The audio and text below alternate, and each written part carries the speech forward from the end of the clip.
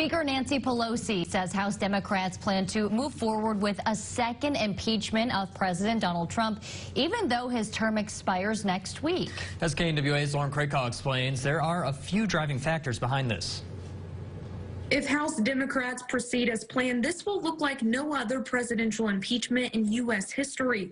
I spoke to a political analyst who breaks down what the next few days could look like. We are in uncharted waters. After Republicans blocked a call for Vice President Mike Pence to strip President Trump of power under the 25th Amendment, House Speaker Nancy Pelosi announced Monday the House is moving forward with impeaching President Trump for a second time, accusing him of encouraging Wednesday's deadly Capitol riot.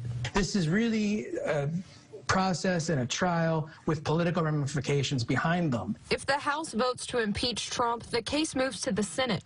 And with less than 2 weeks until his term is up, you might be asking yourself, can the president be removed from office by the Senate after his term ends?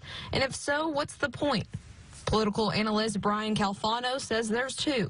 You're still showing to the public that these were charges that 2/3 or more of the Senate decided were of the stature that if this person were still in office, he or she would be thrown out. And the other? If they vote to do the conviction, they can then turn around and vote by a simple majority to bar President Trump or any other federal official who's in this situation from holding office again. So what does this mean for the average Joe?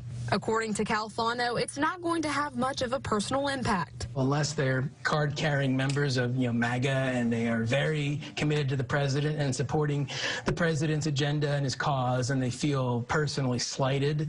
But it's not going to have any kind of impact on policy or the government's ability to function or anything along those lines. When it comes to losing presidential benefits, Calfano says it's likely there might be less money in Trump's pension to fund his library.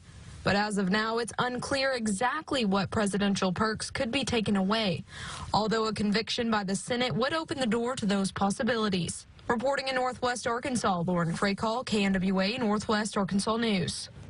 Last week, Governor Asa Hutchinson said he wants the Trump administration to end, but that impeachment would not solve the problem. Hutchinson says the effort will only further divide our country. We have to ask ourselves what brings our country together and what actions can we do now to bring us together. And I think we need to get through this. I don't see a good remedy that is workable other than just having a good checks and balance over the closing days of the Trump administration. The House is expected to take up that article later this week.